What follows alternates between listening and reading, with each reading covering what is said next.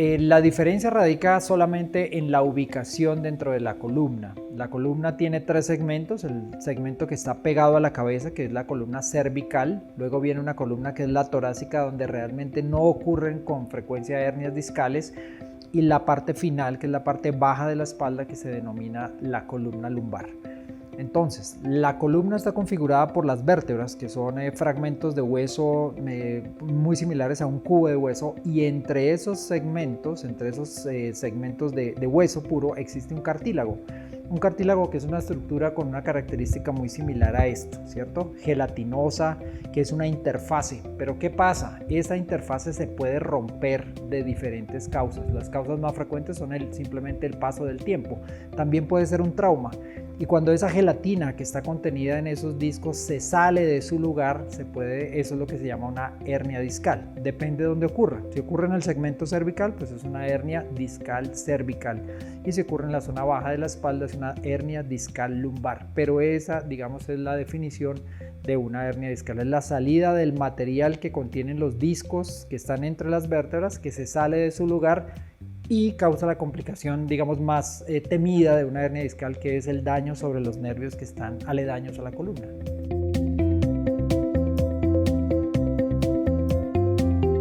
La causa más frecuente de origen de una hernia discal es el desgaste propio del paso del tiempo en la columna, tanto la columna cervical como la lumbar, y esa es la razón por la cual la dorsal no presenta tantas hernias, es porque esa columna no se mueve. Es el uso. La columna cervical tiene una gran cantidad de unos rangos amplios de movimiento, en flexión, en extensión, en rotaciones, en inclinaciones laterales, entonces es una estructura de mucha movilidad. Y la columna lumbar tiene una cosa adicional, es que soporta todo el cuerpo, sobre todo cuando uno está sentado. Entonces, la primera causa de hernias discales es el uso.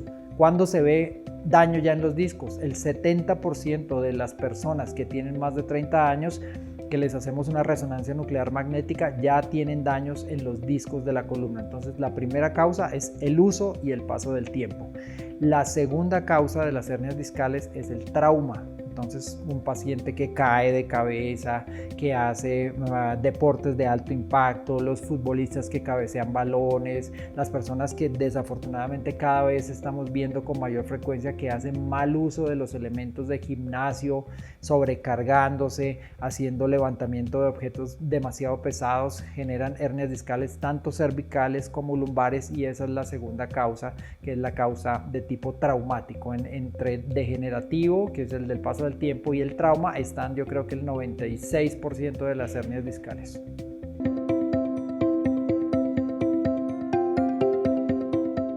El motivo de consulta en hernias discales cervicales o lumbares es rápido, y es el propio paciente el que rápidamente consulta. ¿Por qué? Porque está implicado un nervio, es decir, hay un dolor de origen neurálgico, y ese dolor es muy intenso, muy incapacitante, y prácticamente hace que el paciente consulte de forma inmediata.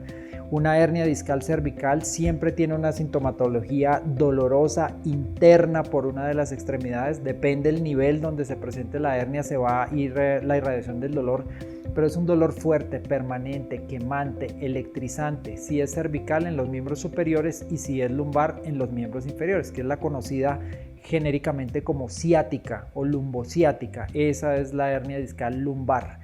Entonces, digamos que la consulta normalmente el paciente la hace muy rápido, y es muy importante que la haga rápido. ¿Por qué? Volvemos a lo mismo. Como hay involucrado un nervio, no solamente hay dolor, sino que puede haber debilidad. Entonces puede haber dificultades para mover las manos, dificultades para mover los brazos, incluso dificultades para controlar los esfínteres. Entonces es bastante problemática la situación si uno se tarda mucho en consultar, y es muy importante, digamos, apenas empiezan esos síntomas neurológicos de corrientazos, de hormigueos, de lancetazos, o mucho más si es una pérdida de fuerza, consultar de forma temprana.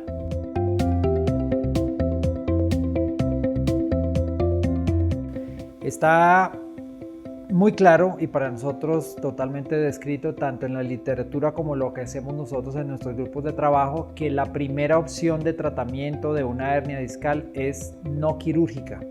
¿Cuáles son las indicaciones de operar un paciente con una hernia discal? El dolor, que es absolutamente intratable e inmanejable durante las primeras 6 semanas. El paciente que se presente con una pérdida de fuerza súbita, o cuando hay presencia de trauma, con una lesión obviamente aguda, y cáncer. Digamos, muy pocos pacientes cumplen todos esos requisitos y ese sería el único paciente que va derecho a una sala de cirugía. De tal manera que casi el 70% de los pacientes que tienen hernias discales, aún con mucho dolor, tanto cervical como lumbares, tienen un tratamiento conservador que seguramente más adelante vamos a describir en detalle. Esos tratamientos incluyen no solamente la parte de rehabilitación, sino la parte de medicamentos y ahora la parte de radiología intervencionista, que son procedimientos de mínima invasión que nos ayudan a mejorar el control del dolor, a disminuir el tamaño de los daños que producen las hernias discales sin tener que optar por opciones quirúrgicas.